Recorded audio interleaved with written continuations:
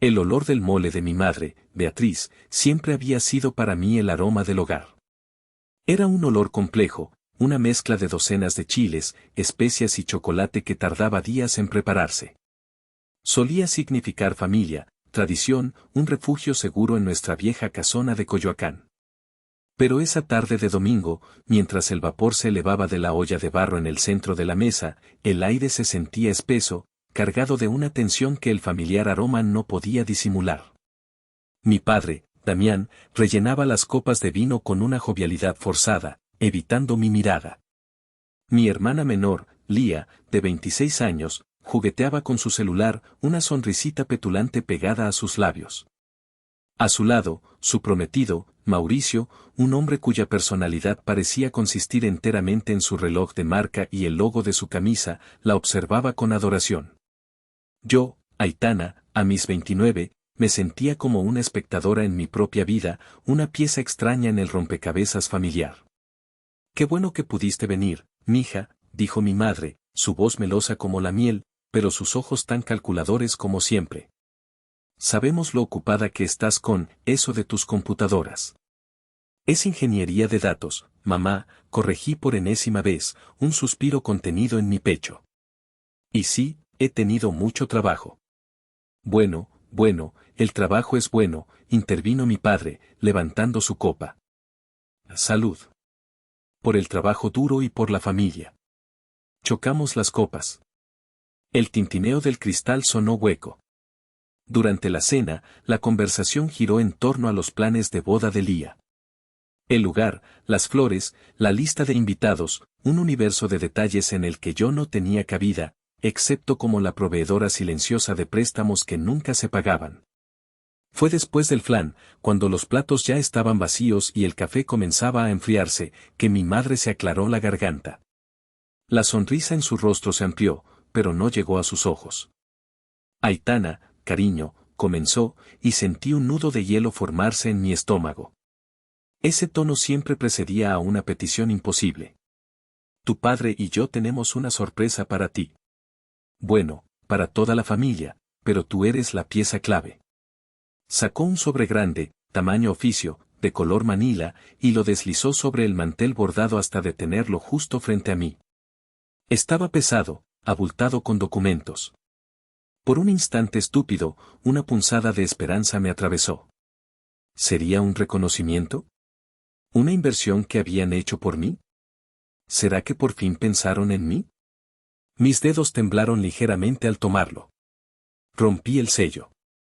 Dentro, una pila de papeles sujetos con un clip. La primera página era un contrato. Mis ojos escanearon el texto legal, buscando un sentido. Y entonces lo vi. Contrato de crédito hipotecario. Banco Nacional de Comercio. Monto del crédito, 10 millones de pesos MXN. Dirección del inmueble, un lujoso departamento en la calle Arquímedes, Polanco. Y luego, la línea que hizo que el mundo se detuviera. Deudor principal, Aitana Rojas. Levanté la vista, el papel arrugándose en mi puño. Mi corazón latía con una fuerza sorda en mis oídos. Todos me miraban. Mi padre, con una expresión de súplica culpable. Lía y Mauricio, con una suficiencia apenas disimulada. Y mi madre, con una sonrisa de triunfo, como si me acabara de conceder el mayor de los honores. ¿Qué es esto? Mi voz fue un susurro ronco. Es el nuevo departamento de Lía y Mauricio, anunció Beatriz, como si fuera la noticia más maravillosa del mundo. Conseguimos una tasa de interés fantástica, pero como Lía no tiene historial crediticio, bueno, decidimos que tú te encargarías del papeleo. Eres la responsable, mija. Siempre has sido tan buena con los números. El aire abandonó mis pulmones. El olor a mole ahora me parecía nauseabundo, asfixiante. El refugio seguro de mi infancia se había revelado como una trampa cuidadosamente construida, y yo acababa de caminar directamente hacia ella. El recuerdo me golpeó con la fuerza de una bofetada. De repente, ya no estaba en la mesa del comedor de mis padres, sino sentada en una silla de plástico plegable en el auditorio de la Facultad de Ingeniería de la UNAM. Tenía 22 años. El birrete me apretaba la cabeza y la toga de poliéster me daba un calor insoportable bajo las luces del escenario. Era el día de mi graduación. Había pasado 5 años de mi vida sumergida en cálculo, álgebra lineal, programación y bases de datos. Noches enteras sin dormir alimentada por café soluble y galletas de animalitos, fines de semana encerrada en la biblioteca mientras mis amigas salían de fiesta. Había luchado contra el sexismo sutil de algunos profesores y la competencia feroz de mis compañeros. Y lo había logrado. Me graduaba con mención honorífica. Mi nombre sería uno de los pocos que llamarían para recibir un reconocimiento especial. Les había dado a mis padres los boletos con 2 meses de antelación. Les había recordado la fecha y la hora una docena de veces. Claro que iremos, mija, ¿cómo crees que nos lo perderíamos?, me había asegurado mi madre por teléfono la noche anterior. La ceremonia comenzó. Los discursos de los directivos se hicieron eternos. Uno a uno, mis compañeros pasaban a recoger sus diplomas. Aplaudía por cada uno de ellos, mientras mi mirada se desviaba constantemente hacia la entrada del auditorio, buscando sus rostros entre la multitud de padres orgullosos. La silla a mi lado, reservada para mi familia, permanecía dolorosamente vacía. Y ahora, un reconocimiento especial a los alumnos con el más alto promedio de su generación, anunció el rector. Aitana Rojas. Mi corazón dio un vuelco. Una mezcla de orgullo y una punzante tristeza me invadió. Me puse de pie. Mientras caminaba hacia el escenario, el sonido de mis tacones resonando en el silencio, mis ojos hicieron un último y desesperado barrido por el auditorio. Fue entonces cuando los vi. Estaban de pie junto a la puerta trasera, mi madre ajustándose el chal y mi padre mirando su reloj. No me miraban a mí, en el escenario, a punto de recibir el mayor logro de mi joven vida. Sus miradas estaban puestas en la salida. Recibí el diploma de manos del rector. El aplauso del público se sentía distante, amortiguado por el rugido de la decepción en mis oídos. Cuando volví a mi asiento, ya se habían ido. Más tarde, esa noche, los llamé. Mija. Felicidades, exclamó mi madre, su voz sonando extrañamente apurada. Te vimos, te vimos. Qué orgullosos estamos. Se fueron antes de que terminara, dije, mi voz plana. Hubo una pausa. Ay, cariño, es que tu padre tenía una reunión importantísima con un cliente, mintió. Sabía que era mentira. ¿Y qué crees? Elía nos necesitaba. Tuvo un pequeño problema con su novio de turno, ya sabes cómo es. Tuvimos que ir a rescatarla. Lía. Por supuesto. Lía, que en ese entonces tenía 19 años y había abandonado la preparatoria, siempre tenía una crisis más importante, un drama más urgente que cualquier logro mío. Estuvimos ahí, Aitana. Eso es lo que cuenta, dijo mi padre, tomando el teléfono. Su voz sonaba débil, suplicante. Siempre buscando la paz, aunque fuera a costa de mi dignidad. No, no era lo que contaba. Lo que contaba era la silla vacía. Lo que contaba era la sensación de ser una obligación en su agenda, un punto que podían marcar como cumplido para luego correr a atender las necesidades de su verdadera prioridad. Esa noche, no hubo cena de celebración. No hubo regalos. No hubo un abrazo que me dijera lo lograste, y estamos aquí para ti. Fui a un puesto de tacos cerca de mi departamento de estudiante, pedí 3 al pastor con todo y me senté en la banqueta a comerlos, con mi diploma en la mochila. El sabor del cilantro y la cebolla se mezcló con el sabor amargo de la soledad. Esa noche aprendí que mis logros eran míos y solo míos, porque para mi familia, siempre serían invisibles. El recuerdo de la graduación se disolvió, pero el frío en mi estómago permaneció, ahora mezclado con una rabia incandescente. Mis ojos se posaron en Lía, que seguía mirando su teléfono, probablemente eligiendo filtros para la foto de su nuevo departamento que sin duda subiría a Instagram. La injusticia de todo aquello era tan vasta, tan profunda, que me sentí mareada. Este patrón no era nuevo. Era la arquitectura misma de nuestra familia. Cuando terminé la preparatoria con un promedio casi perfecto y una carta de aceptación de la UNAM, la universidad pública más prestigiosa del país, mis padres me sentaron en la misma mesa del comedor. La conversación fue breve y directa. «Mija, estamos muy orgullosos de ti», comenzó mi padre, retorciéndose las manos. «Pero tienes que entender que la situación económica es complicada. No podemos ayudarte con la universidad». «¿Complicada?», pregunté, confundida. Mi padre tenía un puesto de gerente en una empresa de logística. No éramos millonarios, pero vivíamos cómodamente. Los gastos de la casa, la hipoteca y la colegiatura de Lía, explicó mi madre. Lía asistía a una preparatoria privada y carísima. Ella necesita más apoyo, es más sensible. Tú eres fuerte, Aitana. Siempre encuentras la manera. Encontrar la manera se convirtió en mi mantra. Encontré la manera trabajando medio tiempo en una cafetería, sirviendo lattes a estudiantes que tenían la mitad de mi inteligencia pero el doble de mi fortuna. Encontré la manera dando clases particulares de matemáticas y física por las noches, sacrificando mi vida social. Encontré la manera comprando libros de segunda mano y viviendo a base de sopa instantánea y quesadillas. Me gradué sin un solo peso de deuda, pero con un agotamiento que se me había metido en los huesos.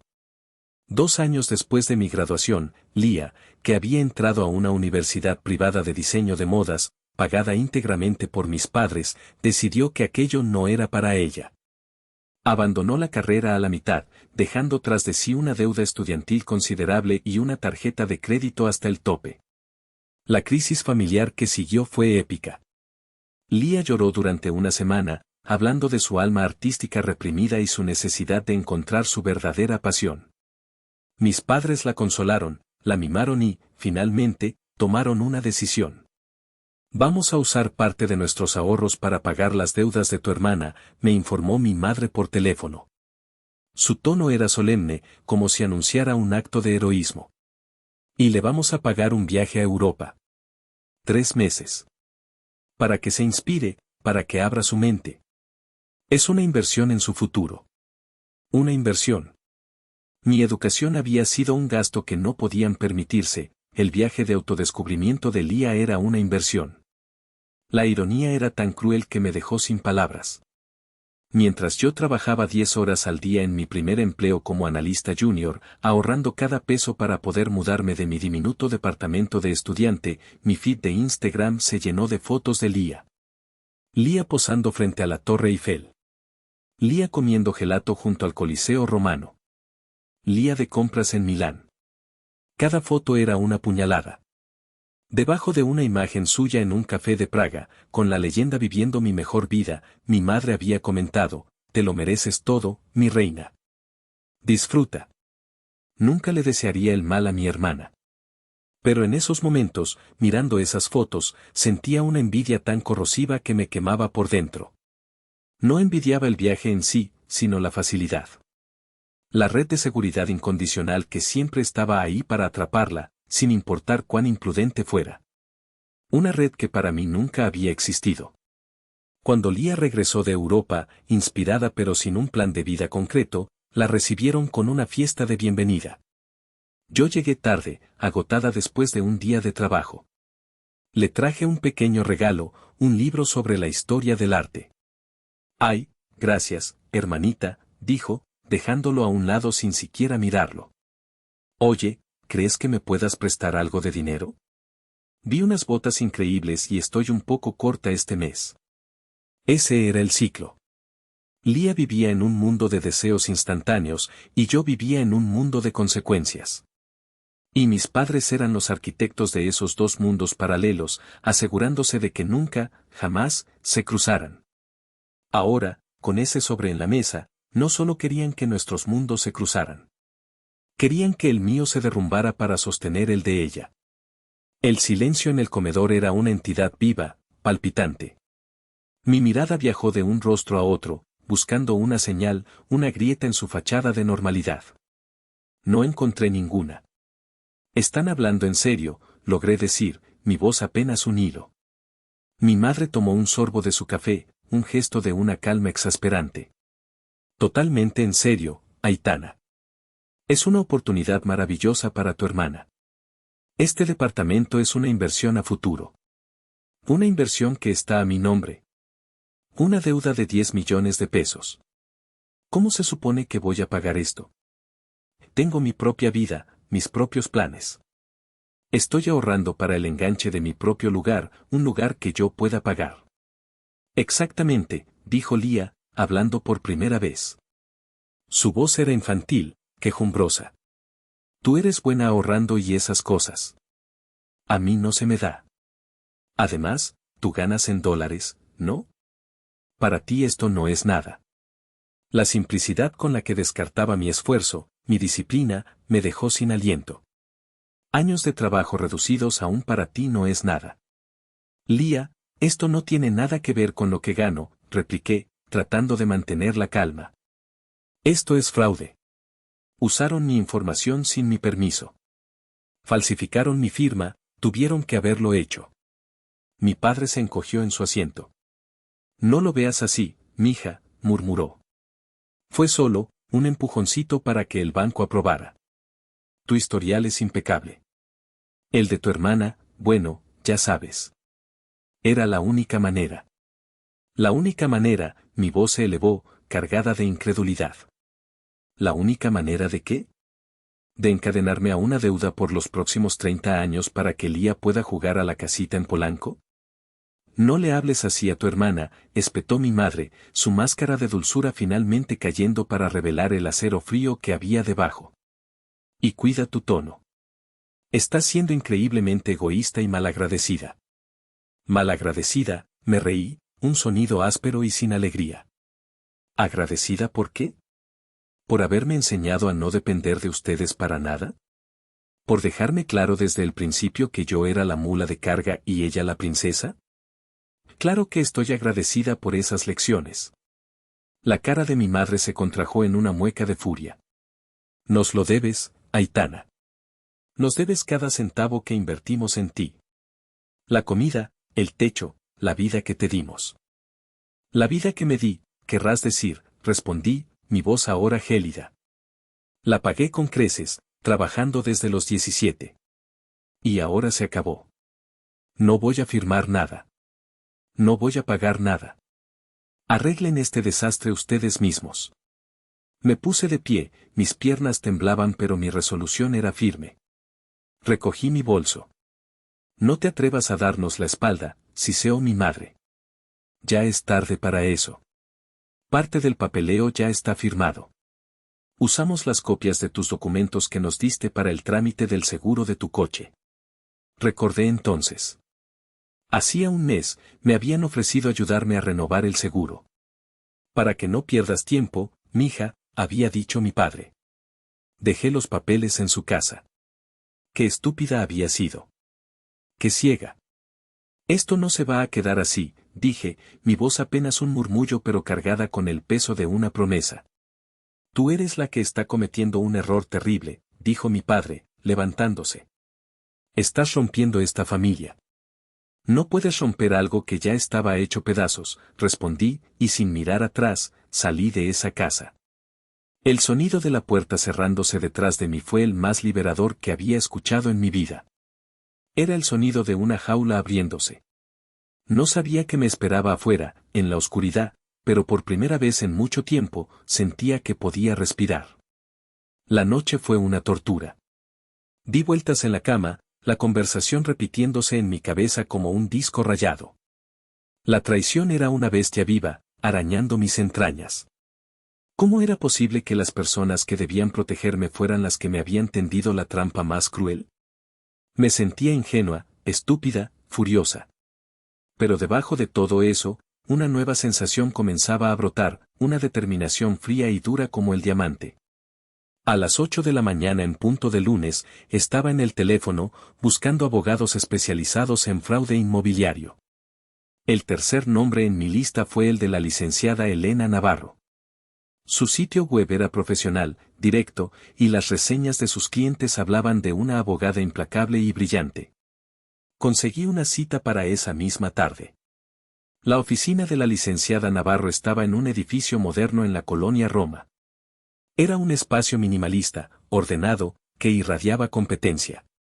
La propia abogada era una mujer de unos 50 años, con el cabello plateado recogido en un moño severo y unos ojos inteligentes que parecían ver a través de mí. Me senté frente a su escritorio de caoba y, con voz temblorosa al principio, pero que fue ganando fuerza a medida que hablaba, le conté toda la historia. Desde la cena del domingo hasta el Museo del Dolor de mi vida, la graduación, el viaje de Lía, la constante e implacable desigualdad.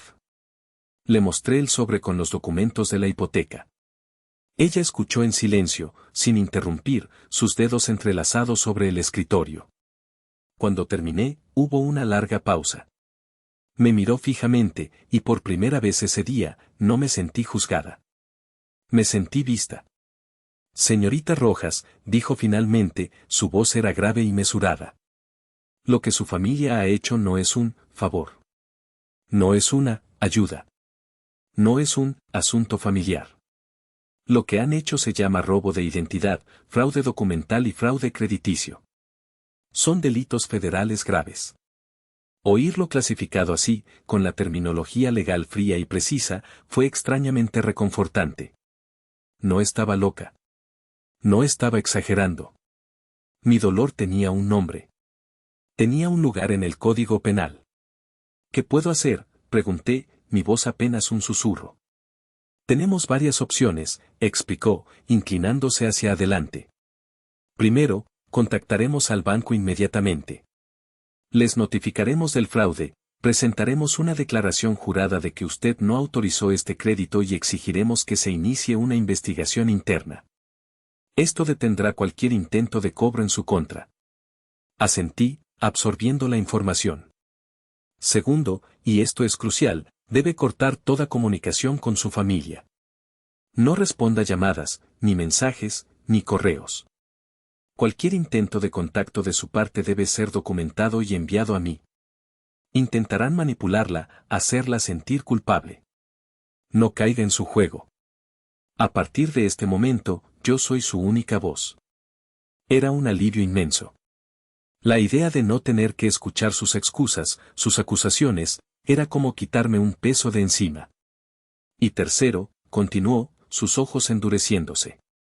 Debemos prepararnos para la inevitable represalia. Cuando se den cuenta de que no va a ceder, es muy probable que intenten demandarla. Suena increíble, pero lo he visto antes. Alegarán un acuerdo verbal, daños y perjuicios, cualquier cosa para presionarla. La idea de que mis propios padres me llevaran a juicio me revolvió el estómago, pero la calma de la abogada era contagiosa. No se preocupe, dijo, como si leyera mi mente. Estaremos listos. Necesito que recopile toda la evidencia que tenga, correos, mensajes de texto, estados de cuenta que demuestren que usted siempre ha sido financieramente independiente. Cualquier cosa que pinte el cuadro completo de la dinámica familiar. ¿Cree que pueda hacer eso? Sí, respondí, mi voz firme por primera vez. Sí, puedo hacerlo. Salí de esa oficina sintiéndome como una persona diferente. El miedo seguía ahí, un zumbido bajo la piel, pero ahora estaba cubierto por una capa de propósito. Ya no era la víctima pasiva de la historia de mi familia. Estaba a punto de convertirme en la protagonista de la mía.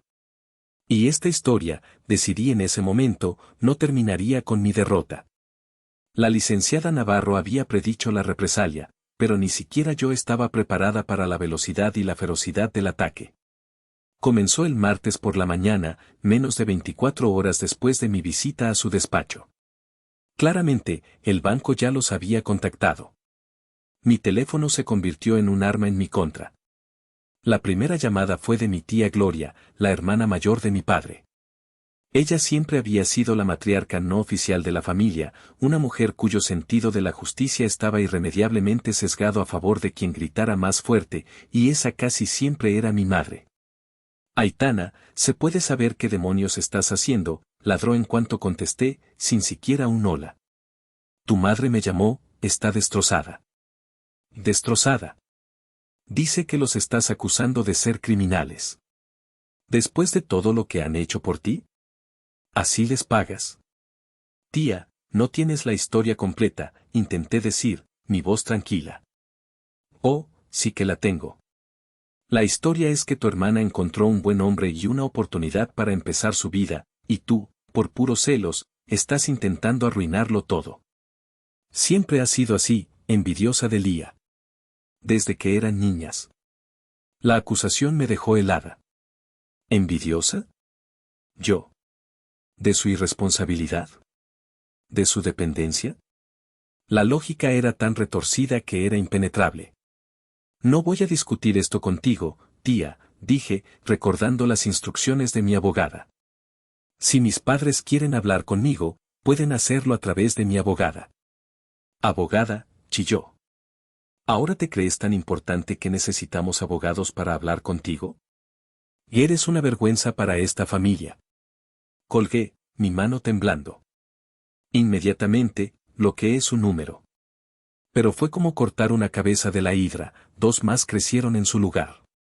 Un primo me envió un mensaje de texto: oye, Aitana, escuché lo que pasó. No seas así. La familia es lo primero. Piensa en tus papás.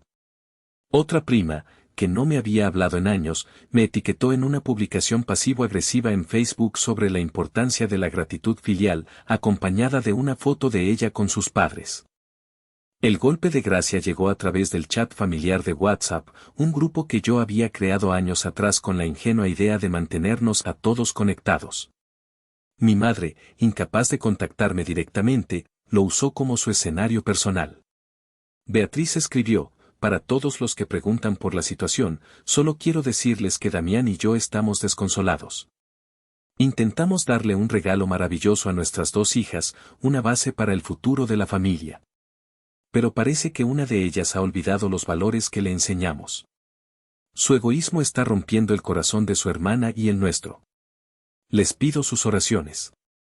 El mensaje era una obra maestra de la manipulación. Me pintaba como la agresora, la ingrata, la destructora de la paz familiar. Y funcionó. Una tía respondió: ¡qué barbaridad!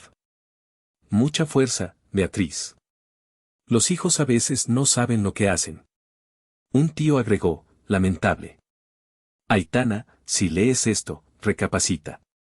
Tus padres solo quieren lo mejor para ti. Me sentí físicamente enferma. Estaban reescribiendo la historia en tiempo real, convirtiendo su fraude en un acto de amor y mi autodefensa en un acto de traición. Era una campaña coordinada de presión psicológica, y yo era el único objetivo. Me senté en el sofá de mi pequeño departamento, el mismo que había amueblado con tanto esfuerzo, pieza por pieza, con mi propio dinero. Miré a mi alrededor, los libros en el estante, las plantas en la ventana, el cuadro que había comprado en un mercado de artesanías. Este era mi santuario, el único lugar donde podía ser yo misma, sin juicios, sin expectativas. Y ahora, sentía como si estuvieran tratando de derribar las paredes desde afuera. Con dedos decididos, abrí WhatsApp. Hice una captura de pantalla de toda la conversación. Luego, sin una palabra, abandoné el grupo. El mensaje Aitana Rojas ha salido del grupo apareció en la pantalla. Fue un acto pequeño, digital, pero se sintió como una declaración de independencia. Les había enviado toda la evidencia a la licenciada Navarro. Su respuesta fue inmediata y concisa: excelente. Sigue así. Están construyendo nuestro caso por nosotros. Su confianza era un ancla en mi tormenta. Me aferré a ella. Sí, estaba sola. Pero por primera vez en mi vida, estar sola no se sentía como una debilidad, sino como una fortaleza. Estaba libre de sus hilos, de sus expectativas. Y desde esa libertad, iba a contraatacar. Después de mi éxodo del chat familiar, el bombardeo de los parientes se detuvo, reemplazado por un silencio ominoso. Era evidente que mi madre les había ordenado retroceder, cambiando de táctica. Sabía que no se habían rendido. Solo estaban reagrupándose.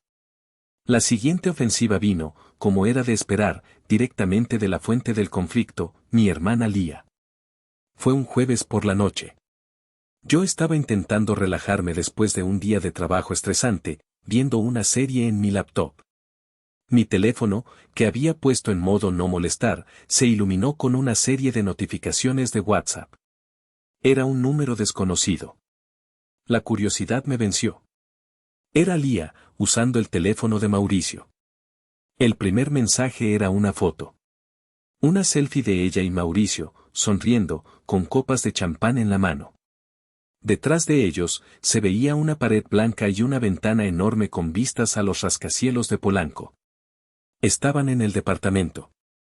Celebrando nuestro futuro hogar, decía el pie de foto, seguido de un emoji de corazón. Sentí una oleada de náuseas. Estaban viviendo en una fantasía construida sobre mi ruina financiera, y se regodeaban en ello. Luego, llegaron los audios. Una serie de 6 mensajes de voz, cada uno más errático que el anterior. Su voz, quejumbrosa y falsamente dulce al principio, se fue volviendo más aguda y estridente con cada grabación. Hola, hermanita, arrulló en el primer audio.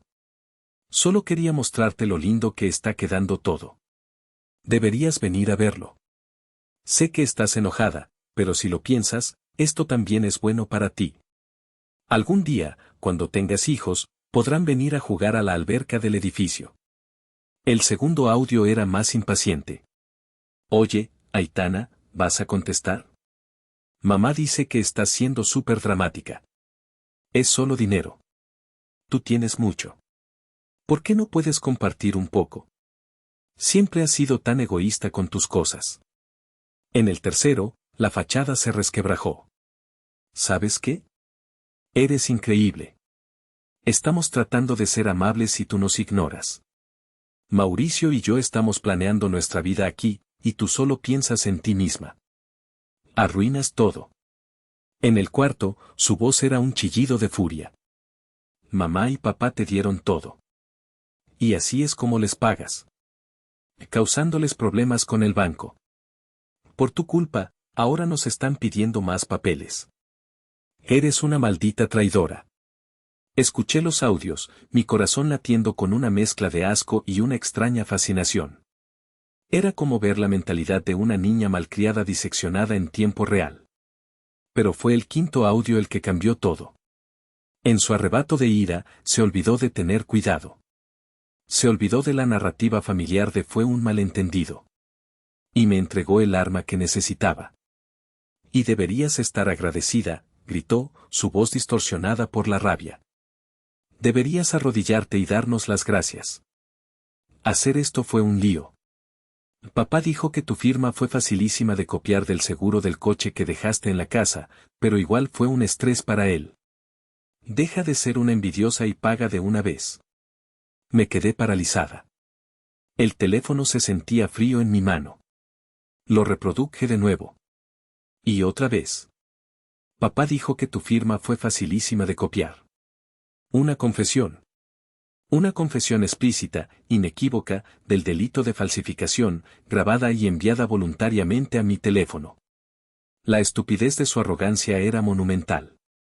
Inmediatamente, guardé los audios en mi computadora y en la nube. Hice una transcripción del quinto audio. Sentí una descarga de adrenalina, una claridad helada que cortaba a través de la niebla de mi angustia. Este ya no era un caso de él dijo, ella dijo. Ya no era una disputa familiar ambigua. Era un delito con un testigo clave, la propia beneficiaria del fraude. Envié los archivos de audio y la transcripción a la licenciada Navarro con un simple asunto, prueba A. Su respuesta llegó en menos de 5 minutos. Aitana, esto es la bala de plata. Acaban de perder la guerra. Esa noche, por primera vez en días, dormí profundamente. Soñé que estaba en un laberinto oscuro, pero en mi mano, sostenía un hilo de luz brillante que me mostraba el camino de salida. La calma después del audio de Lía duró exactamente una semana. Fue un periodo de silencio tenso, la quietud antes del terremoto. Sabía que mi familia se había dado cuenta del error garrafal de Lía. Imagino las recriminaciones, el pánico. Su siguiente movimiento, cuando llegó, fue aún más audaz y desesperado de lo que había previsto. Fue un sábado por la mañana. Un hombre con un uniforme gris tocó a mi puerta. Me entregó un sobre con el sello del Poder Judicial de la Ciudad de México.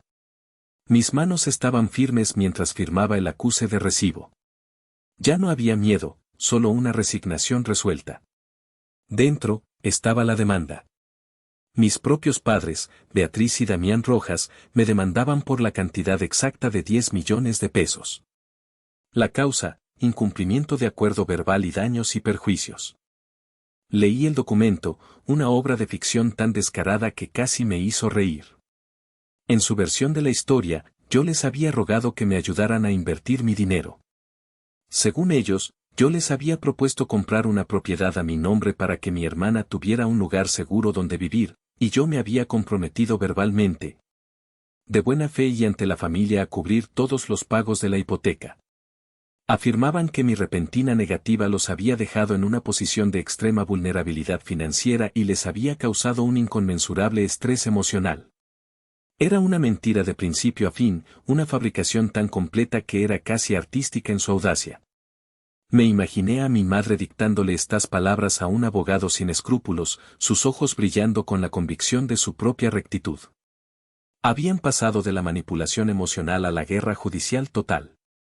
Este era el golpe final. El último vestigio de amor filial que pudiera haber quedado en mi corazón se secó y se convirtió en polvo.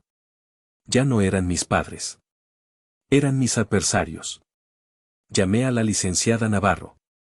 Llegó, le dije simplemente. Lo esperaba, respondió con calma. Envíeme una copia. Ahora empieza el verdadero trabajo. El mes siguiente se convirtió en un torbellino de preparación. Mi pequeño departamento se transformó en un cuarto de guerra. La mesa de mi comedor, que normalmente usaba para trabajar o comer, se cubrió de carpetas, estados de cuenta bancarios y notas adhesivas. Siguiendo las instrucciones de mi abogada, me sumergí en mi propio pasado financiero. Imprimí años de estados de cuenta de mis tarjetas de crédito y débito, resaltando cada pago de renta, cada compra de supermercado, cada factura de servicios. Creé un documento que demostraba, sin lugar a dudas, mi completa y absoluta independencia económica desde el día que salí de su casa para ir a la universidad. Recopilé correos electrónicos antiguos. Uno de mi padre, de hacía 5 años, que decía: mija, qué bueno que ya te mantienes sola, porque a tu hermana le hace falta todo nuestro apoyo ahora. Otro de mi madre, respondiendo a una foto de mi primer coche, un modelo usado que compré con mis ahorros. Que bien, cariño. A ver si ahora puedes ayudar a Lía a moverse, que le da flojera el transporte público. Pero no me detuve ahí. La ingeniera de datos en mí se hizo cargo. Esa propuesta de inversión de la que hablaban en la demanda, la solicitud de crédito, seguramente se había hecho online. Accedí a mis reportes del buró de crédito y encontré la fecha exacta en que se había hecho la consulta para la hipoteca. Luego, con una mezcla de astucia técnica y determinación, hice algo que ellos nunca habrían esperado. Presenté una solicitud formal al banco, a través de mi abogada, amparada en la Ley de Protección de Datos, para obtener la información digital asociada a esa solicitud de crédito, incluyendo la dirección IP desde la que se había originado. 2 semanas después, llegó la respuesta. Un documento técnico del Departamento de Sistemas del banco. Y ahí estaba, en blanco y negro, la dirección IP correspondía al proveedor de Internet y a la ubicación geográfica de la casa de mis padres en Coyoacán. Imprimí ese documento y lo coloqué encima de todas las demás pruebas. Era la pieza central. Ellos podían mentir. Podían manipular a la familia. Podían llorar en el estrado. Pero no podían discutir con los datos. Los números no mienten. Los servidores no tienen lealtades familiares. Mientras archivaba la última prueba en su carpeta, sentí una extraña paz. El dolor seguía ahí, una herida profunda que tardaría años en sanar. Pero la confusión se había ido. Ya no había dudas, ni culpas. Solo había un camino claro por delante. Iba a caminar hacia ese tribunal, no como su hija, no como la víctima, sino como una mujer que había sido empujada demasiado lejos y que estaba a punto de demostrarles el verdadero significado de la palabra consecuencias. Si te está gustando esta historia y quieres saber cómo Aitana usa toda esta evidencia para cambiar las tornas, Por favor, dale un me gusta a este video, suscríbete al canal si aún no lo has hecho. Y déjame un comentario diciendo desde qué ciudad o país nos estás viendo. Cada comentario y cada like ayuda a que esta historia llegue a más personas. Muchas gracias por tu apoyo. Ahora, continuemos con la batalla legal. El día del juicio llegó en una mañana gris y nublada de noviembre, un reflejo perfecto de mi estado de ánimo. El aire en el juzgado de lo familiar de la Ciudad de México era denso, olía a papel viejo, a café barato y a desesperación. Me senté junto a la licenciada Navarro en una de las bancas de madera pulida, mi corazón latiendo a un ritmo constante y pesado. Llevaba un traje sastre de color azul marino, una armadura profesional que había elegido cuidadosamente para sentirme fuerte, competente. Entonces entraron ellos. Mi madre, Beatriz, llevaba un vestido floreado y un rebozo, como si viniera de misa. Su rostro estaba compungido, sus ojos ya enrojecidos, lista para su actuación. Mi padre, Damián, parecía haber envejecido 10 años en un mes. Su traje le quedaba grande, y su mirada se perdía en el suelo, incapaz de encontrarse con la mía. Detrás de ellos venían Lía y Mauricio, ambos vestidos de negro, como si estuvieran de luto. Y para completar el cuadro, mi tía Gloria, con una expresión de indignación justiciera en el rostro, lista para testificar en su favor. Se sentaron en el lado opuesto de la sala. Pude sentir la mirada de mi madre clavada en mí, una mirada que ya no era de ira, sino de un frío desprecio. Era la mirada que le reservas a un traidor. Cuando el juez, un hombre de aspecto severo y cansado, entró en la sala, todos nos pusimos de pie. El proceso comenzó. El abogado de mis padres, un hombre con un bigote demasiado cuidado y un aire de suficiencia, llamó a mi madre al estrado como su primera testigo. Beatriz caminó lentamente, secándose una lágrima invisible con un pañuelo de encaje. Juró decir la verdad y se sentó. Su actuación fue digna de un Oscar. Señora Rojas, comenzó su abogado. ¿Podría describir la relación que tiene con su hija mayor, Aitana? Mi madre suspiró, un sonido tembloroso y lleno de dolor. Siempre hemos sido muy unidas, mintió, su voz quebrándose. Aitana siempre fue la fuerte, la independiente. Mi Lía, ella es más frágil, más sensible. Siempre ha necesitado más de nosotros. Pintó un cuadro de una familia amorosa, unida, donde todos se apoyaban. Luego, relató su versión de los hechos. Habló de mi brillante éxito y de mi supuesta preocupación por el futuro de mi hermana. Aitana vino a nosotros, dijo, mirando al juez con ojos llorosos. Ella nos dijo, papás, quiero ayudar a Lía. Usemos mi buen crédito para asegurarle un hogar. Estábamos tan orgullosos, tan conmovidos por su generosidad. Escucharla torcer la realidad de esa manera era surrealista. Era como si estuviera describiendo una vida que nunca había existido, una hija que nunca había sido yo. ¿Y qué pasó después?, preguntó su abogado. No lo sé, sollozó Beatriz, esta vez las lágrimas eran reales, lágrimas de autocompasión. De repente, cambió. Se volvió fría, distante. Nos acusó de cosas terribles. Dijo que no pagaría.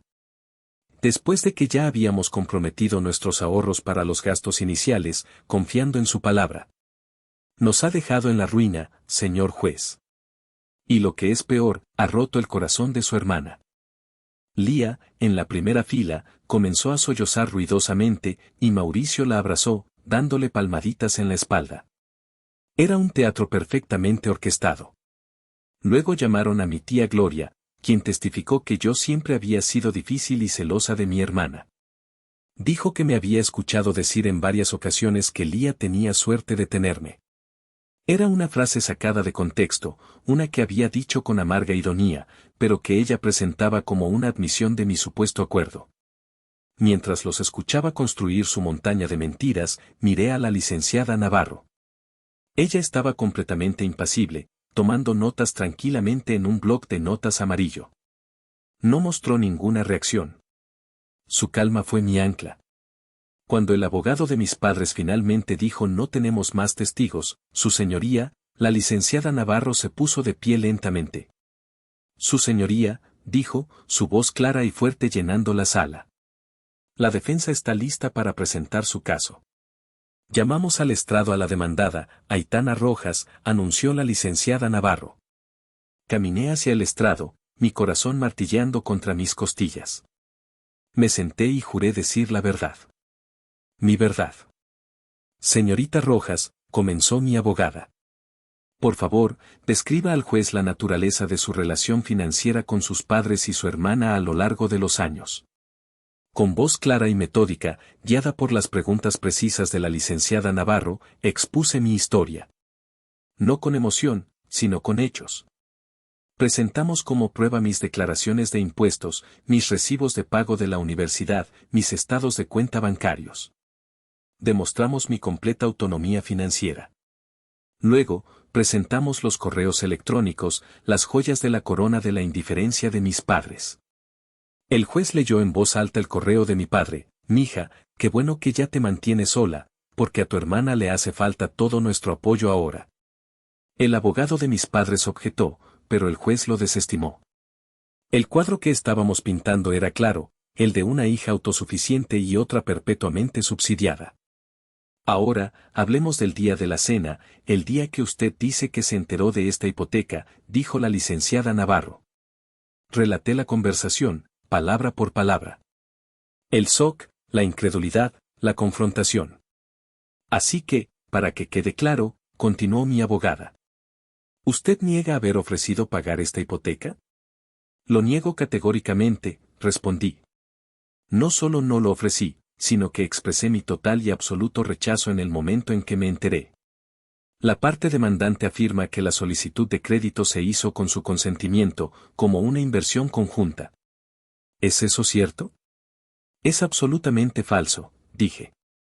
Su señoría, dijo la licenciada Navarro, dirigiéndose al juez.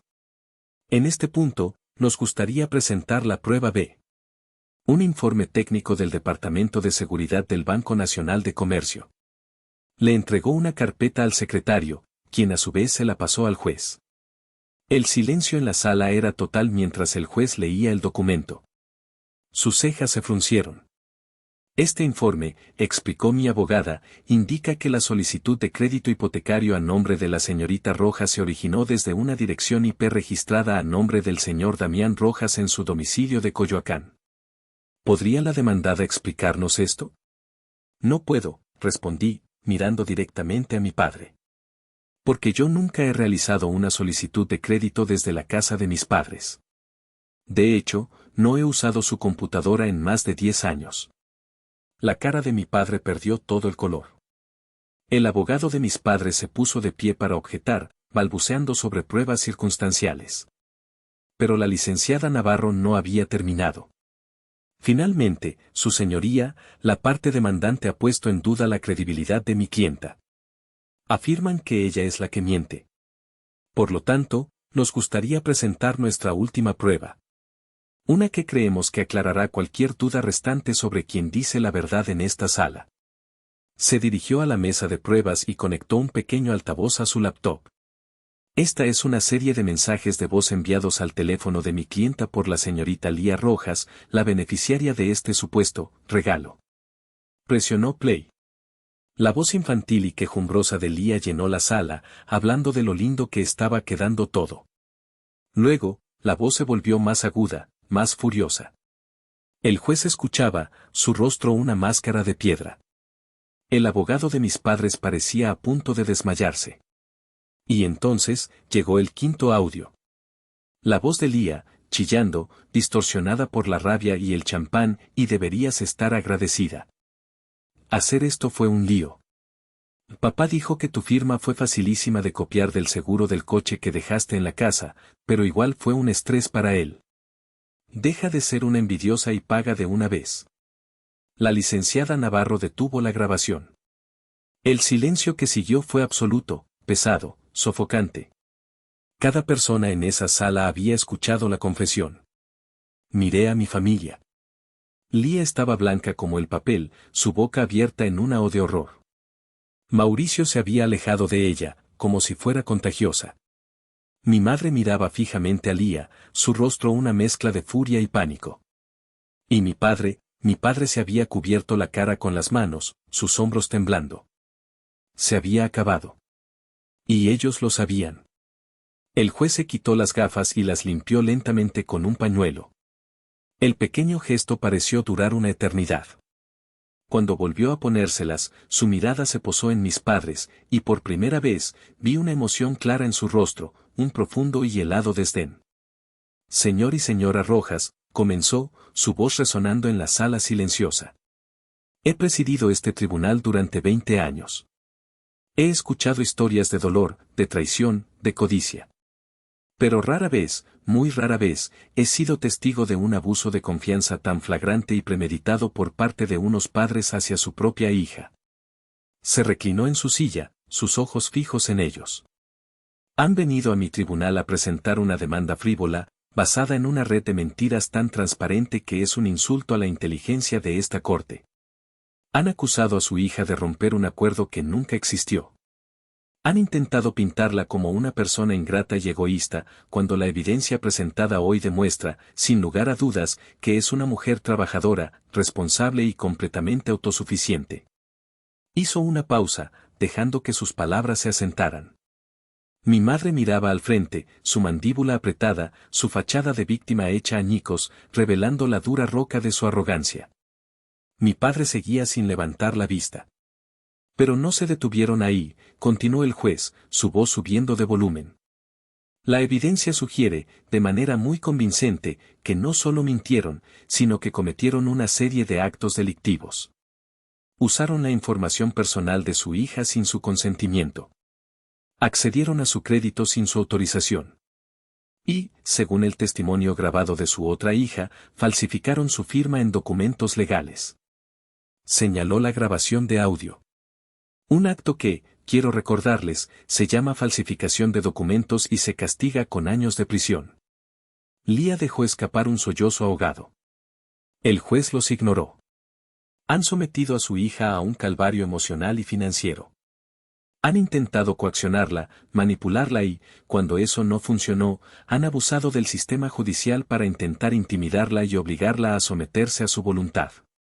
Es un comportamiento no solo inmoral, sino despreciable.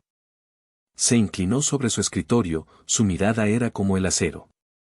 Por lo tanto, el fallo de esta corte es el siguiente: la demanda presentada por Damián y Beatriz Rojas en contra de Aitana Rojas queda desestimada en su totalidad, por carecer de todo mérito. Se condena a la parte demandante a pagar todos los costos y honorarios legales de la parte demandada. Luego, se dirigió directamente a mis padres. Y quiero decirles algo más. Tienen una suerte increíble de que su hija, la mujer a la que han tratado de esta manera, no haya decidido presentar cargos penales en su contra por fraude, falsificación y robo de identidad. Si lo hiciera, les aseguro que el resultado sería muy diferente para ustedes. Consideren este día no como una derrota, sino como un acto de misericordia por parte de la persona a la que han agraviado tan profundamente. Golpeó el mazo sobre la mesa. El sonido fue seco, final. Se levanta la sesión. El juez se puso de pie y salió de la sala. Por un momento, nadie se movió. El aire estaba cargado de humillación. Luego, el colapso. Mi madre se giró hacia Lía, su rostro contorsionado por una furia que ya no podía contener. Tonta, siseó, su voz lo suficientemente alta como para que yo la oyera. Te dije que mantuvieras la boca cerrada. Tú y tu estúpida boca. Lía rompió en un llanto histérico. No fue mi culpa. Fue idea tuya. Todo fue idea tuya. Mauricio se puso de pie abruptamente. Se acabó, Lía, dijo, su voz desprovista de toda emoción. Esto es demasiado. Se acabó. Se dio la vuelta y se fue sin mirar atrás. Mi padre finalmente levantó la vista. Sus ojos se encontraron con los míos a través de la sala. No había ira en ellos. No había nada más que una derrota absoluta, una vergüenza tan profunda que era casi palpable. Vi a un hombre roto. Un hombre que había permitido que la debilidad de su carácter lo llevara a traicionar a su propia hija y que ahora tenía que vivir con las consecuencias. Me puse de pie, junto a la licenciada Navarro. Ella me puso una mano en el hombro. Se hizo justicia, me dijo en voz baja. Asentí, pero no sentía euforia. No sentía triunfo. Solo sentía un vacío inmenso. Había ganado. Había ganado mi libertad, mi futuro, mi nombre. Pero en el proceso, había perdido a mi familia para siempre. O quizás, me di cuenta en ese momento, nunca la había tenido realmente. La victoria en el tribunal fue solo el principio. Había detenido su ataque, pero la guerra por mi tranquilidad aún no había terminado. Ellos habían iniciado esto, habían cruzado una línea de la que no había retorno, y yo me aseguraría de que entendieran la magnitud de sus acciones. Al día siguiente, la licenciada Navarro y yo redactamos un paquete completo.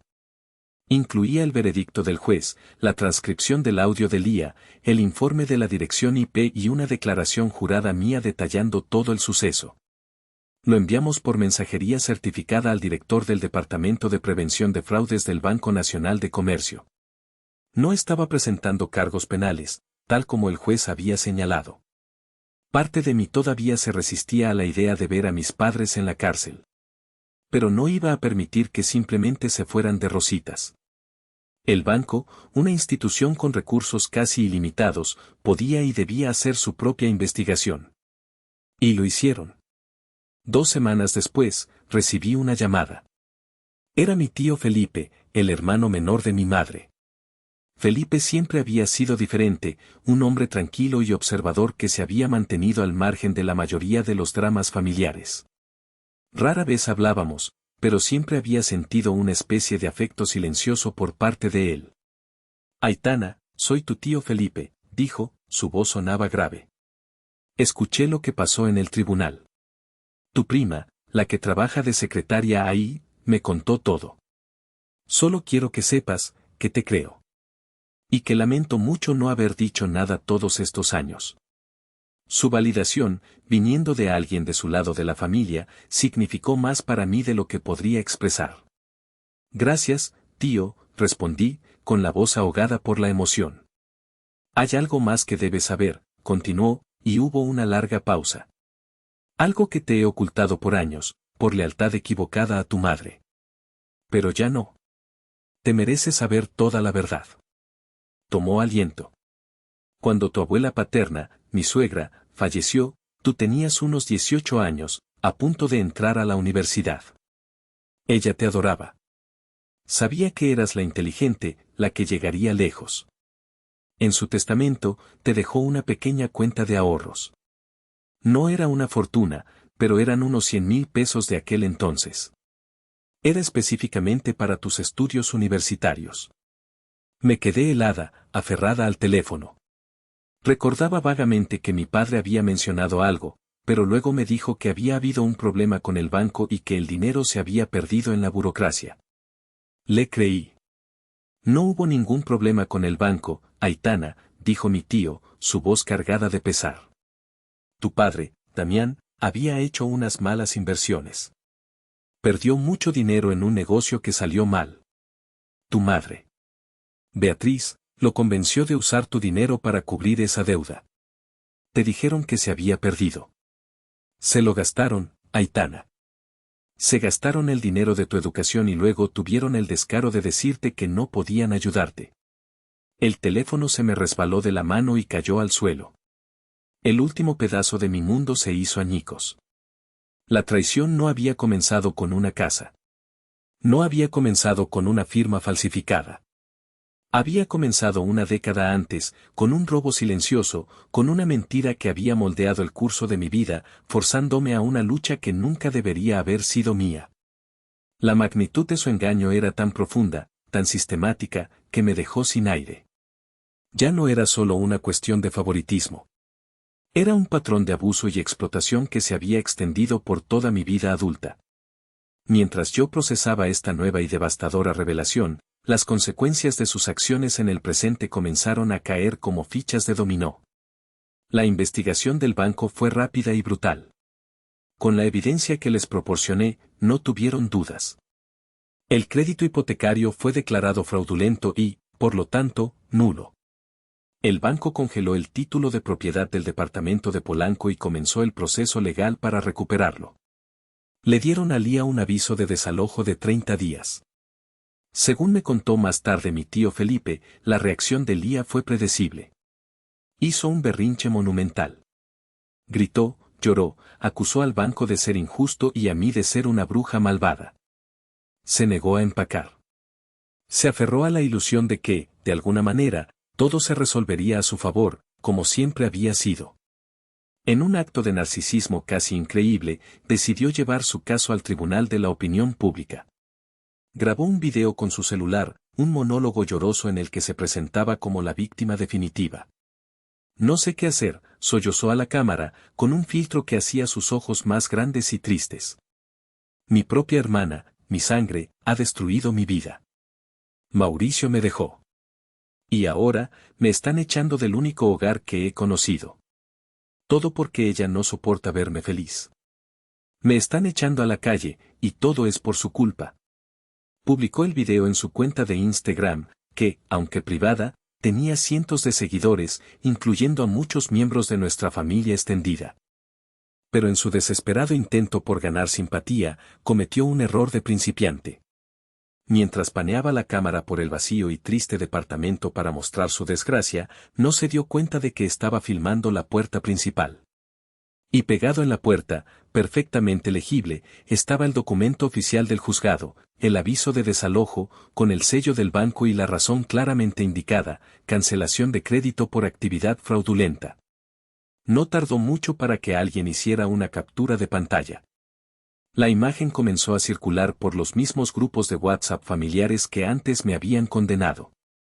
El video, que pretendía ser su arma de compasión, se convirtió en la prueba irrefutable de su mentira. Se expuso a sí misma de la manera más humillante posible. Unas semanas después, el día del desalojo, se negó a salir. Tuvieron que venir los actuarios con la policía para sacarla. Mi tío me dijo que fue un espectáculo bochornoso. Lía gritando, mi madre insultando a los policías. Finalmente, sacaron sus cosas a la acera. La princesa había sido destronada de su castillo de cristal. Y el mundo entero pudo ver que el castillo siempre había estado construido sobre cimientos de arena y engaño. Con la verdad sobre mi herencia robada y la humillación pública de Lía, sentí que era el momento de cerrar el capítulo final con el resto de la familia. No por venganza, sino por la verdad. Redacté un correo electrónico. Fue el texto más difícil que he escrito. No usé lenguaje acusatorio ni emocional. Simplemente presenté los hechos. Querida familia, escribí. Sé que en los últimos meses han escuchado muchas versiones de una historia dolorosa. No les escribo para pedirles que tomen partido, sino para compartirles la verdad documentada, para que puedan formarse su propia opinión basada en hechos y no en rumores. Adjunté 3 documentos, un resumen escaneado del veredicto final del juez, la captura de pantalla del aviso de desalojo del video de Lía, y un breve párrafo, narrado por mí, sobre el dinero de la herencia de mi abuela, respaldado por una declaración firmada de mi tío Felipe. Terminé el correo con una simple frase, esta es mi verdad. Les deseo paz a todos. Aitana. Lo envié a cada tío, tía y primo de mi lista de contactos. Luego, apagué mi computadora. La respuesta fue un silencio abrumador. La tía Gloria nunca volvió a contactarme. La mayoría de mis primos simplemente desaparecieron de mi vida. Pero algunos, unos pocos, respondieron. Un primo me escribió, Aitana, lo siento mucho. No tenía idea. Una tía lejana me envió un mensaje que simplemente decía, eres una mujer fuerte. Tu abuela estaría orgullosa. No esperaba disculpas, y las que recibí no borraron el dolor. Pero me dieron una sensación de cierre. La verdad estaba ahí fuera. Ya no podían controlarla. Ese fin de semana, fui a mi pequeño taller, un rincón de mi departamento que había dedicado a mi pasión secreta, restaurar muebles viejos. Sobre un par de caballetes descansaba un viejo escritorio de madera que había encontrado abandonado en la calle. Estaba cubierto de capas de pintura vieja, agrietada y sucia. Me puse mis guantes y mis gafas de seguridad y encendí la lijadora. El zumbido del motor llenó el silencio. Mientras la lija giraba, arrancando las capas de pintura vieja, sentí una extraña conexión con el objeto. Cada capa de pintura que quitaba era como una capa de mentiras, de dolor, de expectativas que me habían impuesto. Trabajé durante horas. El sudor me corría por la frente. Mis músculos dolían. Pero seguí adelante, concentrada en la tarea. Lentamente, la madera original comenzó a aparecer. Era una madera hermosa, de nogal, con una veta profunda y rica que había estado oculta durante décadas. Cuando terminé de lijar, pasé la mano por la superficie lisa. Estaba suave, limpia, lista para un nuevo comienzo. Tomé un trapo limpio y apliqué la primera capa de aceite de linaza. La madera la absorbió, y su color profundo y verdadero cobró vida ante mis ojos. Mirando ese escritorio, sentí que me estaba mirando a mí misma. Había pasado por un proceso de decapado doloroso, arrancando las capas de la buena hija, la hermana responsable, la mula de carga.